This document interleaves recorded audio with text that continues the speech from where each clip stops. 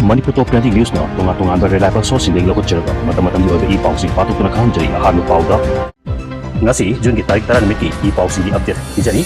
ahan ba update nupi sing lupa lising tara pige yumda viral sing kalu photo helu hairu sing ba tunga sandro patengnare Naga village gat sing na fajin duna thamlakpa kuki micham tara gamari numit kun gatare ni surapada tek kaidana thadokhare kuki tara mari thadokle amamba hing hokre nongpok chingkhai nalakle tara na oi myoibagi minungsigi khongthang ni kemchan Ukjel Sauba, Minungsigi Tapapu, Tamoy Sing Thagatpa, Nepjaki Pian, Total shutdown na CM Amasung, Chief Minister na Hangok Patangariba, NIA Giyauna, Towal District, Port Singi Tabak Chap, Lepre, Kuki Kulai Paiva Masel, Kapnakre, Ama, Sihei, Mitop Sing na Logi Wangmada, India the Leram Babadi, Akan Batabak, Lokatani, Micham, Harpa Kuki Milton Sing Mataka, Lengang Action Logiva, Bergino. Pau, Sandong Nepizari, Nupi Single Palising Therapy, Yumda, Viral Telu, Poto Telu, Hybrid Sing Batunga, Sandor Patengare,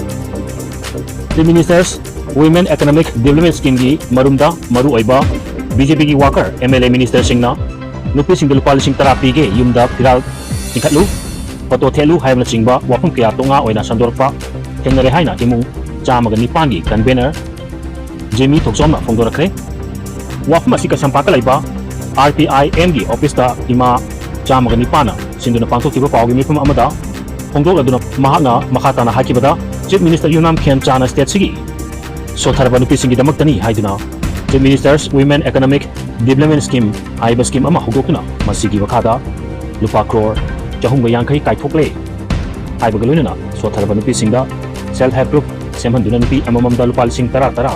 Ningol Chako Wamamanga Tigani Haiba Wapun Si Nupi Ama Oina Harawu Pawi Adubu Maraksida Hena Laibaki Badi Nasingar Tasantong Esigi Sitting MLA Nisikanda Safamna Scheme Sigi Matanga Tamki Wafum Ama Social Media the viral or Pasini Viral or Kiba Video Duda Mahanga Hakibada Scheme Sigi Makadal Palising Tara Bigatori Basi Lahunava Mangonda Changu Aduga Kujek Lauraga Hajin View Maduna Trabadi Senpam Si Anglo Habasini Masimak Mangonda Tangla Trabadi Sel Piro Habani Masida Mahanga Miyamuki and Bagi Mong Amasu Yawi Matawasuna Sitting MLA Amana Amaliba Wahum Sina Scheme Sigi Matanga Miyam the Hena Jamam Nava Pokale, Matang Shida Chief Minister Masama Lautoki scheme Amagi Matanga, MLA Amana, Masigumba, Taway the Tabak, Iridaba, Wangang, Fongdorakli Basi, CMB Makidigi, Ayaba, Bidabra, Masigumba Lupi Singi Damakta, Yaipa Tarungi Tamak, Pakatani Hariba, Scheme C, BJP Natagana, MLA Singi Makidigi, Laptabadi, Anglo Haribasi, Achumba Wapumla, Irid Chief Minister Miyam Kanga, Sindoku Haki, Langanga Pakalapa Scheme Hibasi, Miyam Gisen Pamna. Semlak po oibna miyam bini kalaga na su miyam da scheme sigi kana ba pinaba onaki masida MLA na tagana BJP gi maike gi laktabadi scheme sing phangroi hai besina tumlabadi awaba oigani maram sina wahun sigi matanga chief minister na miyam da sendok pidana miyam na chamam na po libasi pokhan gadabani laipak miyam gi aifana bi damukta pakhalakpa abak tharom singda politics ki akuba miyeng thamduna michang khomna bo hona bagi ong si achumba khongthangati amarondana Naga village gat singa fajin thalokpa kuki micham tara gamari numit kunga tare ni surapada tek kaidana thadokhare aikoi buluna tobi ahaw ahaw chinjak pijari naga isinau singi top sing aikoina khangle paulin kai tungloi mamang thagi tara ghomdogi ayukta tangkokui district ki kotlen amasung kojim ani gi marka laiba intervillage road ki mafum amada kuki terrorist group amana ambush tawuna hadok church leader yauna micham ahum hakkiba amasung atopa maribuna sokhan hiba thogoku yaningba pongdokuna numit adumakda Naga village gat singna ajinduna makogi custody da thambak padagi waru nungu konarkiba kuki micham taraga mari ngasi numit kunga tare ni surapada tek kaidana thadokhare Naga village gat singi custody da lairaba matungda thadokhaba kuki micham taraga mari manungda ama oiriba paulin kai jongloina pawmising da hai aikoi bu phajinduna thambak labasu ningthi jana amasong luna tawbi aikoi bu thamliba mafum aduda angba ahauba chak insang pijai aikoi na sinanaba irol blanket amasong atei maru oiba polam sing supi Aikoi nong mata chak anirak pijai masi matakta chapi thai amasung ajinduna thamak liba manungda aikoi gi isada awaba mayok na hanbirak kide aikoi na aikoi gi naga ichinau singi top sing khangle haina fongdorki wafam asi fongdor aduna aikoi bo ajinduna thamlik lingai kotpi rakiba minungsi asina object state asida ungkhat naba lairiba sing asida group ungna makna kudam ama ONBU haina su mati kuki group ta konchinduna appeal tauki aikoi bo miwebagi minungsi galoina condition amata yaugana thadok pirakibani haiki Naga village gat singi custody dagi makoi tara gamari thadok naba hotnabata Naga group ki Apex body oiba United Naga Council UNC Naga People Organization NPO All Naga Student Association Manipur Ancham amadi Senapati District Women Association gi miyut sing achoba thogang loki makogi hona jaman na kuki micham taraga mari ngasi nukil pung 3 minute kun tharom tarpada tek kai dina thadok kibani makoi bungasi NPO gi President amasung Senapati gi Subdivision Police Officer amasung Executive Magistrate na lusingba team na takpo kuki Chief Lengkomang jonglodi makuta tek kai dina kusinaki amaronda kuki tara mari thadokle amamba ahing hokre nongpok sing kai ngalakle tarana oi miyoibagi minung sigi khongthangi kemchan mamang thagi tara gumdodi ngarang numit kunga tarukni surupo phawda Naga village ga chinga phajinduna makoi custody da thamaki ba kuki micham taraga mari bungasi kunga tari ni surupo numit ki nungkilda tek kai dina thadrok pabu Chief Minister Wai Kemchana tarana op loduna thabak asi miyoibagi minung sigi khongthang amani haina phongdoraki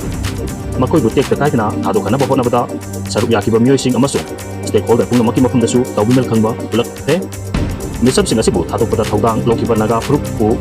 thagatpa ponglok laduna thong asi thawdang khangba amasung miyoibagi punsiga mari lenaba thabak ni hairakre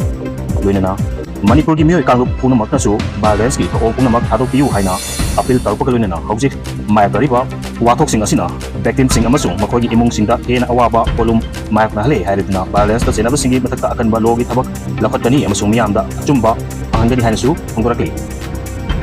Amaromdana memcha ki gen kari hari pukchel chawba minung sigi thabakpu thamoi singna thagatchari Scotland amasung Kojim khul ani gi marta thokiba ambush ki thogo ki numita thado puki khul dagi phajun thamaki ba kunja taraga mari bunga sinongthil tek kaidana thado ki bada Deputy Chief Minister memcha ki gen ta ong asi pukchel chawba miwebagi minung sigi thabakni hairidna thamoi singna thagatpa phongdorakli masigi damak mahangna Prime Minister Nagaland amasung Meghalaya gi Chief Minister Singh Naga CSO punamak Baptist Wall Alliance Purpunamaki Lupsing amasung thawdang lokiba miyoy singbu makoina hanbalitna kona bibudagi tek takai na thadok pangamlibani hainasu tawbimel khangba ulakli amaramdana kuki khulai pai masel tamnakre ama sire hari hauji kuki singi marakta ningai sangdana ba toina tholakli paw session pangbu paw gi matung ina ngasi nongkil pung amaga minute kun thrarom tarpada tamai PS na konba Pajol kuki khulda kuki terrorist kutu amaga khul asigi kuki village defense force gi marakta kutok nabada Lasan kuki kuldagi hawin loibum chahi yankaiga manga apopa hukam lobum kobo miyo ema nongmai maruna paduna sire hairi thawdo asi matangda police na case ama lakhalaga investigation chathakre laikhidabagi haksang postmortem examination taunaba Kangkopi district hospital gi medical center ukre hairi makha tarakpada mitop singna logi wangmada India da leram labadi akan bathabak lakhotani Delhi da ngasi dagi hawrajuna numit humni chathagada ba laipa asigi BSF amasung Bangladesh gi border guard Bangladesh gi yankaiga teresuba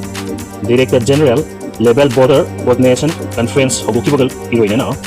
Ministry of External Affairs ki Wangangroi Randir Jaiswal nami phamasina Border Security Illegal Immigrants Trans-Border Cross amasung ngangphai paringda sambal khabu mari lena thabak singda miyeng tamgani haiki loinana leipas da logi wangda mitop sing leramba thengnabadi makogi mathakta akanba thabak lakhotani hainasu phongdorakre nasidagi hokiba laipa anigi Director General gi thaki mi phamasina India amasung Bangladesh ki marakta mari lenaba issue sing putokuna kanagani laipa anigi ngamphai paringda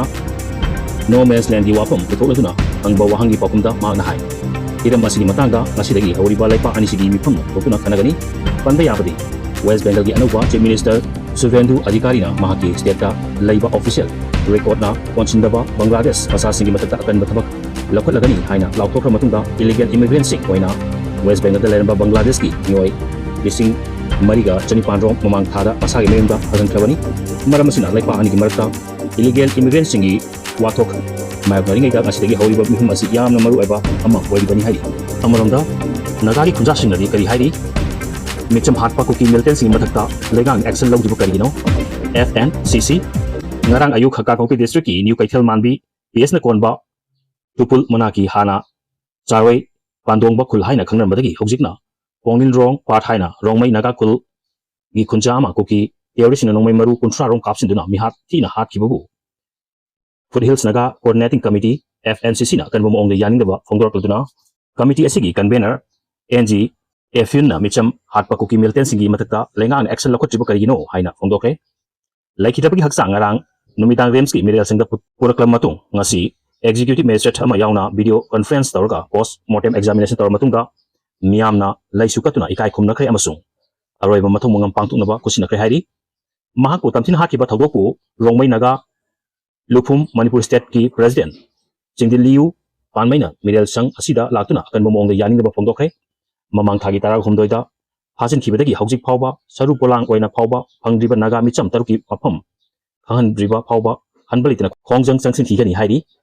kuki meltengsna chak pijaraklaga chak oina hangani cheng pijaraklaga na cheng oina hangani haibasi naga phruki lengdraba pandamni Manipur gi yelhumi singda kuki miltensina tawning bata tawibasi yengdu lairadi yelhumi sing mutkiba yana leire kuki miltensing mayap nanaba aikoi sem saduna leiba mathau tare apa makhagi khuchukalai leijadaba yelhumi singi watu paiduna lantheng sem sasi haiki FNCC gi convener su thawdo asibu yaning do phongdo uduna kulgi ising sinanaba pipe ta ising thadaraktabadagi yengsin bachalubada nongmai kapsiltuna kunja ama hatok kiba thawong asi yamna pangdabani amasung terrorist ki thawong ni haina lawi haiki thawdo asida chenaba sing phaduna lengang na makhagi mathakta lokhat panthopa action lokhatadabani haiki video si pagdala so kilang kibawa so mapigani channel si bong sibidina share mo subscribe ko bibi mo haina tan thar pa kung amadi makatanaman di si batagin mo